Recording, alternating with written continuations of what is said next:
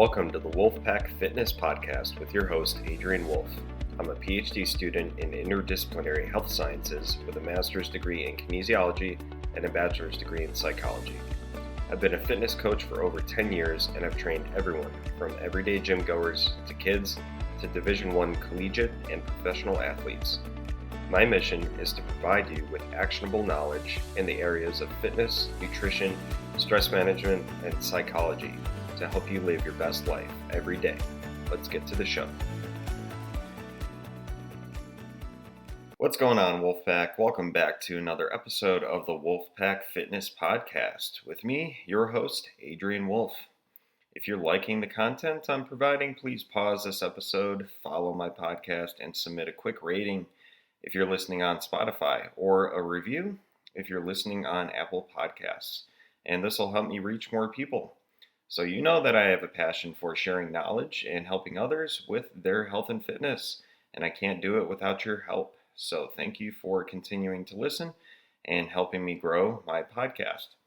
Before I get into the episode, I want to make it known that this podcast is separate from my teaching and research roles at the University of Nevada, Las Vegas. Okay, in this episode, I discuss the science behind how heat exposure works. If you've ever experienced a sauna session, whether traditional, steam, or infrared, you're familiar with how good you feel afterward. If you've never experienced one of these forms of therapy, after listening to this episode, you will definitely want to start infusing some form of heat exposure into your weekly routine. Whether you're already doing them or not, I guarantee you that you will gain some value from this episode. I take a deep dive into sauna baths, no pun intended on that one, and I discuss some of the primary mechanisms involved that make them so effective for so many different aspects of health and fitness. There's still some confusion out there with regard to how heat exposure actually works, why it makes you feel so good, and when it should be done. So I bring some clarity to this confusion for you by considering some common questions people ask, like, is heat exposure effective when it comes to improvements in your overall health, vitality, and risk of chronic disease? How does it impact your mental health, and can it reduce your risk of developing neurodegenerative diseases? How does heat exposure assist in recovery from workouts, whether you're an everyday gym goer or competitive athlete? Can it reduce muscle soreness and help your muscles heal faster from workouts? When is it best to do it, and how often should you do it to derive the maximum amount of benefit? And as always, I finish the episode with an action item that you can implement into your daily routine to immediately start optimizing your health and fitness and live your best life. All right, so let's start off with some background information about heat exposure and sauna therapy. There's a lot of research regarding heat exposure, and a lot of it looks at the effects of dry heat, utilizing what is known as a Finnish sauna. Sauna bathing is a traditional form of therapy in Finland, and it's an important part of Finnish culture. So it makes sense that researchers would want to study that population frequently. Anecdotally, people say they use saunas to promote feelings of pleasure, wellness, and relaxation. But I always like to know the science behind why they tend to feel that way. And that's what I'm going to get into here. So a Finnish sauna is an enclosed space that's lined with wood, and it's also called a traditional sauna. And in case you're curious, there's usually 4 different types of wood that are commonly used for these types of saunas. And those are Nordic spruce, Nordic pine, aspen, and alder. The sauna uses dry heat generated by either a wood-burning stove or an electric heater, with rocks sitting on top of it. The heat from the heater is transferred into the rocks, which then transfers heat into the space through a process known as convection, where heat moves throughout the space by traveling through the air, which is actually a fluid composed of gases. Water is also commonly poured onto the rocks to create steam, which generates some humidity in the sauna, but these saunas generally have a lower relative humidity between 10 and 20%. The steam generated enhances the experience and makes it feel hotter as well. So here's a fun fact for you guys. The steam that's generated actually has a Finnish name, and it's called, I'm going to pronounce this horribly, but I'm going to give it a shot. It's called loile. So I linked a YouTube video with the spelling in the show notes, and you guys should check it out. It's pretty funny. Also, if you want a good laugh, type in the word loile in Google and watch a video of people trying to pronounce that word. Then try it yourself. Okay, back to the science. So, how hot does a Finnish sauna actually get? Typically, temperatures range anywhere from 80 degrees to 100 degrees Celsius, and that's 176 to 212 degrees Fahrenheit for all of us Americans. I also linked a Saturday Night Live skit in the show notes about these types of conversions. If you want a good laugh, check that one out too. The benches used to sit or lay down within the sauna are usually organized into multiple levels. So the temperature will generally be a little bit hotter if you sit higher, a little bit lower if you sit lower. There's this one really informative review article I found that was published in 2018 in the Mayo Clinic Proceedings, and it summarized the health benefits of regular sauna use. The researchers compiled information from 70 different studies, some of which were observational and others that were randomized and non randomized controlled trials. So it was a good mix of everything. As I mentioned before, many of the studies looked at samples of people living in Finland, but there is a ton that you can learn from them and apply it to your own lifestyle. I want to discuss some of the findings now and explain how you can apply them to your lifestyle to improve your health. So here we go. From the researchers' search in the literature in that particular review, they found that Finnish people usually spend between 5 to 20 minutes in the sauna, but this is going to depend upon personal comfort, the temperature, and the goal of the session. Some people tend to go longer as well. So actually, a lot of the research I found had people sitting in the sauna for around 30 minutes. But you should work up to that amount of time gradually, especially if you've never done it before. The researchers also found that a typical Finnish person utilizes a sauna at least once per week and 2 to 3 times per week on average. Although, once again, a lot of the research studies have used interventions of 4 to 7 times per week, and I'll talk about some of those later. One of the more interesting things I learned from the research is that despite skeletal muscle inactivity, meaning people just sit in a passive state, relaxed, without moving or contracting their muscles, body temperature can still increase from baseline up to 120 to 150 beats per minute. So imagine you're in a temperate climate where you're exposed to a comfortable temperature. In order to generate body heat and elevate your heart rate from your normal resting heart rate, which is generally between 60 to 100 beats per minute for many people, you would need your muscles to move or contract to generate more body heat and elevate your heart rate above that baseline. Well, in a sauna, you don't need to do that. You can just relax and let the heat take care of that for you. So as you're sitting in the sauna, a few things start to happen.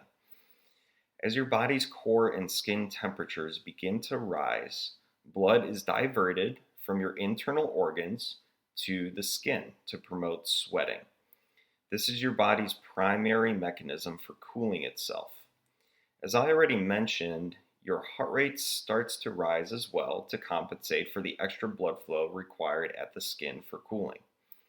To further help you understand why this occurs, I want to explain what cardiac output is. So, cardiac output is how much blood your heart pumps out per minute.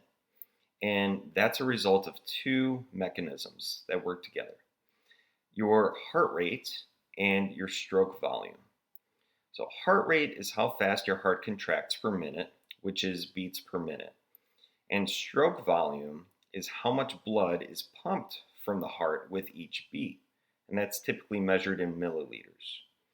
The combination of those two mechanisms determines how much blood gets to where it needs to go, like your muscles and organs. When you are in the sauna, where the temperature is higher, your stroke volume, so how much blood is pumped out per beat, tends to remain relatively stable, but your skin demands more blood flow, so the sweat glands become more active. So, how does this extra blood flow get there? Because stroke volume doesn't change, the heart rate needs to increase to bring more blood flow to the skin in the same amount of time. But what benefits do you actually get when your body begins to respond in this way due to the heat? Let's talk about that. First, people tend to see improvements in their blood pressure. Research has shown that both men and women between the ages of 32 and 75 years can significantly reduce both their systolic and diastolic blood pressure after 30-minute sauna bathing sessions. So, systolic blood pressure is the top number on a blood pressure reading, and it tells you how much pressure is in your arteries immediately after your heart beats and pumps blood into them. Diastolic blood pressure, on the other hand, is the bottom number on a blood pressure reading, and it tells you how much pressure is in your arteries after the heart relaxes, right, immediately after it pumps that blood through. And that's in between heartbeats. So systolic and diastolic blood pressure have been shown to drop by an average of about 7 millimeters of mercury after the sauna session in those participants in that study. Researchers in the same study also found that the arteries can become less stiff, meaning they can improve their ability to stretch and recoil as blood travels through them, making them less prone to damage. There is also something called a prospective cohort study, where a group of people are exposed to treatment and monitored for health outcomes over a long period of time, so typically years. One of these types of studies showed that 1,621 men aged 42 to 60 years had an approximately 47% reduced risk of developing hypertension, that's high blood pressure, and that was over 25 years, by utilizing the sauna 4 to 7 times per week. I thought that was pretty fascinating to learn. Another benefit is a reduction in developing cardiovascular disease. Another one of these prospective cohort type studies that followed 1,628 men and women, followed for 15 years, found that regular sauna sessions, once again 4 to 7 times per week, compared to 1 time per week, was associated with an approximately 62% reduced risk of strokes. To add on to that, other studies have also shown that people with higher cardiorespiratory fitness levels who also do frequent sauna sessions are even less likely to succumb to future cardiovascular deaths and all-cause mortality, compared to either having only high fitness levels or only sauna bathing by itself. So this basically means that if you have a well-developed cardiorespiratory system, meaning a strong and healthy heart, blood vessels, and lungs, from cardio and resistance training, and yes, resistance training can help develop these structures as well. It's not just cardio, it just depends on how you do it. And you do regular sauna sessions of 4 to 7 times per week, your risk of developing any cardiac issue will be substantially reduced if you combine the two. not necessarily at the same time, but they're both in your weekly routine. So there are still benefits to one or the other, but if you're doing both, the benefits seem to be greater than just doing one or the other, right? So don't forego a fitness routine in favor of only sauna sessions. If you're not currently doing a regular fitness routine, okay, adding sauna sessions is better than nothing, but the fitness routine has to be there if you want maximum health benefits. A couple other benefits are the sauna's potential to reduce the risk of developing neurocognitive diseases as well. And a couple examples of these are dementia and Alzheimer's. In another prospective cohort study that followed 2,315 men aged 42 to 60 years, those who completed 4 to 7 sauna sessions per week compared to those who did them one time per week had a 66% reduced risk of developing dementia and a 65% reduced risk of developing Alzheimer's disease. Saunas have also shown an ability to improve conditions like osteoarthritis, rheumatoid arthritis, fibromyalgia, and headaches. So in particular to headaches, there was a randomized controlled trial completed on 37 people with chronic tension type headaches, where half the participants did regular sauna sessions and the other half just received some advice and education on headaches. After 8 weeks, the sauna group had a significantly greater reduction in headache intensity. So one more benefit I want to mention is improvements in the skin, how it looks and how it functions. If you didn't know, your skin has 3 layers: the epidermis, the dermis, and the hypodermis, also known as the subcutaneous layer. So the epidermis sits on top and has 4 of its own layers called the strata. You actually have 5 layers in the palms of the hands and the soles of the feet because those are thick skin, but everywhere else on your body is thin skin with 4 layers. So one of those layers is called the stratum corneum, and that's the most superficial layer, and it's exposed to the external environment. With sauna exposure, research has shown that the stratum corneum becomes more hydrated and the entire epidermis becomes more stable and it functions better. So if you're big into keeping your skin healthy and functioning well, start to get into the sauna more. So I mentioned all these benefits, but how does the body specifically function differently from sauna exposure to give you these benefits? And that's what I want to talk about next. So some more of these mechanisms underlying how you actually get these benefits. And after I discuss these mechanisms, I'm also going to conclude by talking about how an infrared sauna works, because it also has its own unique benefits that are slightly different from the traditional Finnish sauna. So you now know that regular sauna exposure can have positive effects on the body, like cardiovascular function, pain perception, and mental health. I already mentioned a reduction in blood pressure, and your body does this more specifically by improving the structure and function of your blood vessels, and more specifically, the innermost layer known as the endothelium. This is a layer that is in direct contact with what is called the lumen, or the opening in that artery that the blood travels through. The heat provided by the sauna is a stressor to the body, which you already know increases heart rate. This increase in heart rate provides a healthy form of mechanical stress to the blood vessels, also known as shear. This enables your blood vessels to increase their expression or production of an enzyme known as endothelial nitric oxide synthase, or ENOS. This ENOS helps produce nitric oxide in your blood vessels. And nitric oxide is a potent vasodilator, which means it allows your blood vessels to relax and widen the lumen so blood can travel through easier.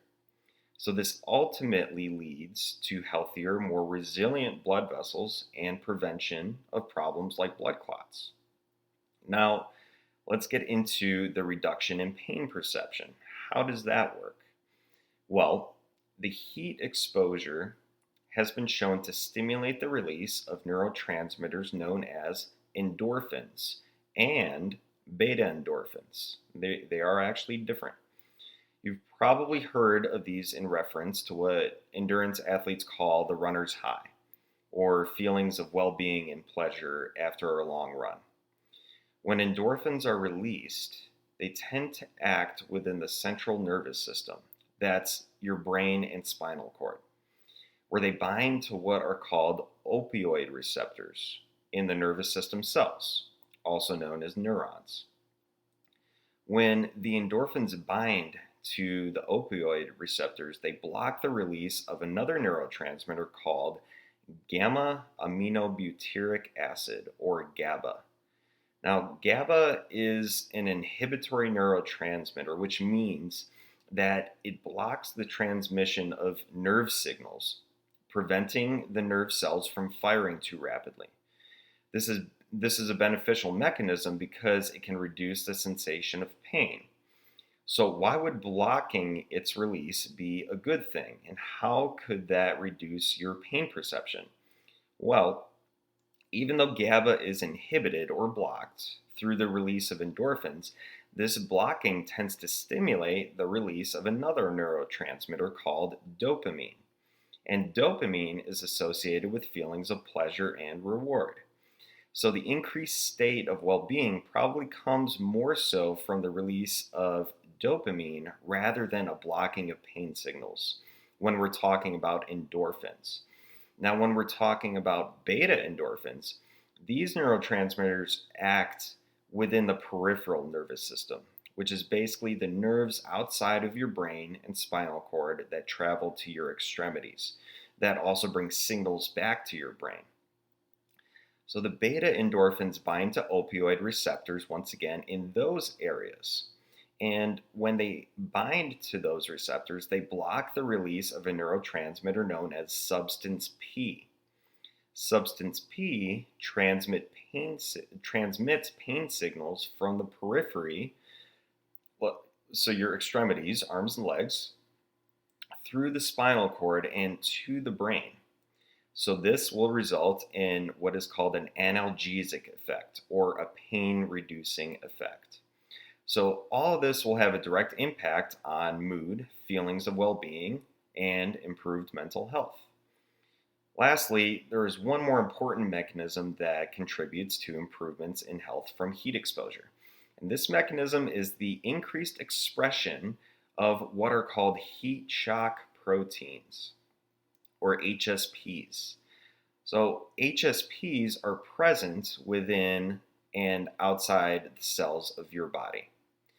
They're important for specific cellular processes like immune function, cell signaling, which is how cells receive signals from the external environment and convert them to create a specific response within the body. Also, cell cycle regulation, which is how cells grow, develop, and repair themselves. And proteome homeostasis, which is how cells maintain a stable and well-functioning set of proteins. And this set of proteins is called the proteome. So to summarize that, heat shock proteins play a very important role in maintaining the health of your cells and how they function. Since you are made up of trillions of cells that allow you to function optimally, you want to make sure that they're healthy. If the cells are healthy, you're healthy. So research has shown that disordered, damaged, or dysfunctional proteins are common features in age-related diseases like cardiovascular and neurodegenerative diseases, like the ones I talked about earlier. When you sit in the sauna and expose yourself to that heat, your body increases its expression of heat shock proteins, which prevents protein disorder and aggregation, basically meaning like clumping up, by repairing the proteins that have been damaged. The increase in expression of two different heat shock proteins, so HSP70 and HSP90, for example, has been shown to reduce muscle atrophy by approximately 37% as well. So, this is important in maintaining muscle and strength also. Other research has shown that after sitting in a sauna for 30 minutes at 73 degrees Celsius or approximately 163 degrees Fahrenheit, both men and women saw an increase in their heat shock protein expression by approximately 49%. In addition to this, men and women also saw improved mitochondrial biogenesis within their cells. So here's a refresher on mitochondria. You've probably heard at some point in your life that mitochondria are the powerhouses of your cells. This means that they generate a ton of energy that your body requires to function optimally. If the mitochondria are not functioning well, or if damaged mitochondria are not replaced efficiently, your body will not function as well as it should. Heat exposure improves your body's ability to degrade damaged mitochondria, a process known as mitophagy, basically taking out the trash, and create new, well-functioning mitochondria, which is mitochondrial biogenesis. This leads to better functioning cells, ones that have the ability to handle higher levels of physical stress, which makes everyday life easier for you and ultimately improves your overall health. So, if you expose your body to heat regularly and allow your body to acclimate and adapt, your levels of heat shock proteins will increase and will be sustained, leading to all the amazing benefits I just discussed. So I want to finish up by discussing some of the benefits of infrared sauna exposure and how it works a little differently from traditional or Finnish sauna exposure. An infrared sauna uses light to heat your body and elevate your core temperature from the inside out, rather than heating the air around you or outside in. Although the air is still heated to some extent, it is far less than a traditional sauna. The light from electromagnetic radiation penetrates deep into your skin, about 3 to 4 centimeters, allowing for this temperature increase to occur. But it can do this at much lower temperatures. So many infrared saunas utilize what is known as far infrared light, but some that are full spectrum also utilize near and middle infrared light as well. And a combination of those types of light are also used. So common temperatures are between 49 to 60 degrees Celsius or 120 to 140 degrees Fahrenheit. So this makes it easier for you to stay in the sauna a bit longer, and it could be a more comfortable and relaxing experience for you compared to a traditional sauna.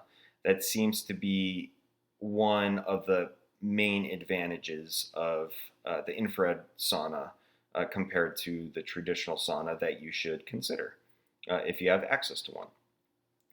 So many of the benefits are similar between the two types of heat exposure, but one of the claims I've seen is that the infrared sauna has the potential for you to sweat more because of the deeper penetration of the light in your skin, which supposedly leads to better detoxification of the body, but I haven't seen much solid evidence to back this claim up.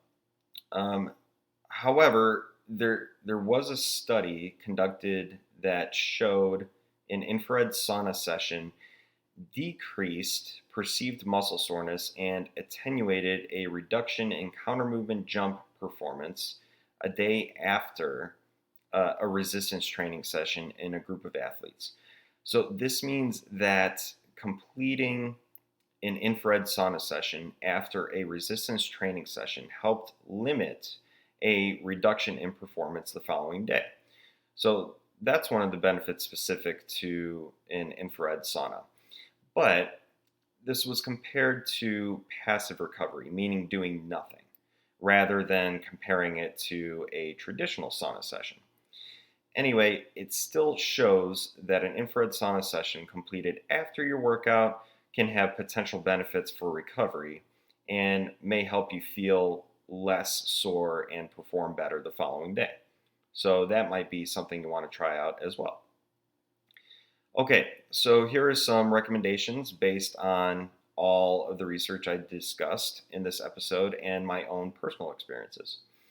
Traditional and infrared saunas both seem to be effective for general health and physical performance.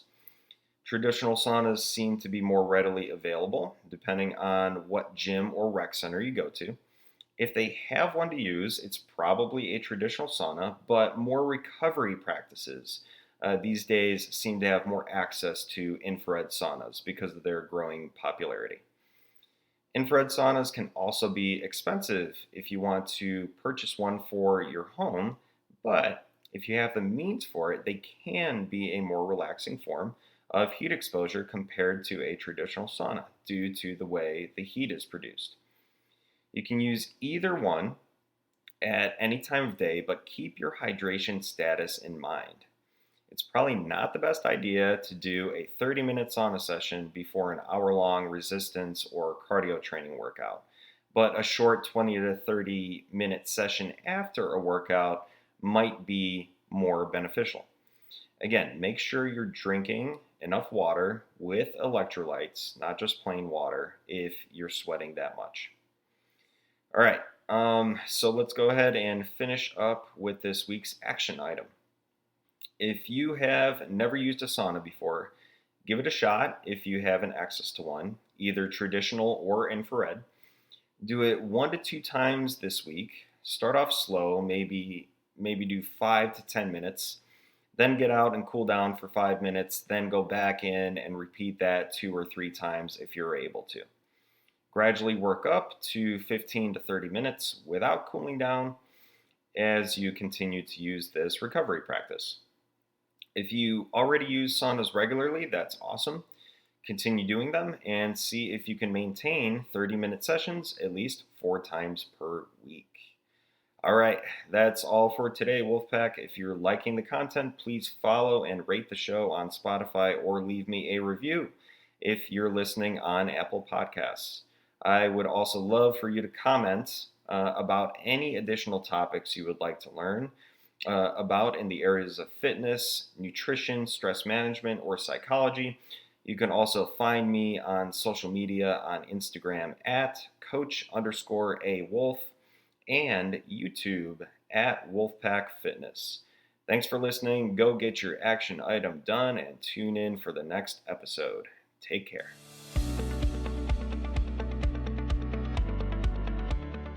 Thank you for listening. If you like the content, be sure to follow my podcast, leave a review, and check out the show notes for additional details and links discussed in this episode. My mission is to provide you with actionable knowledge in the areas of fitness, nutrition, stress management, and psychology. It is often said that knowledge is power, but I like to say that knowledge applied is even more powerful. Take what you learned today and find a way to apply it to your lifestyle so you can continue living your best life. Thanks, and be sure to activate the new episode notifications to be the first to learn about new and exciting content. See you next time.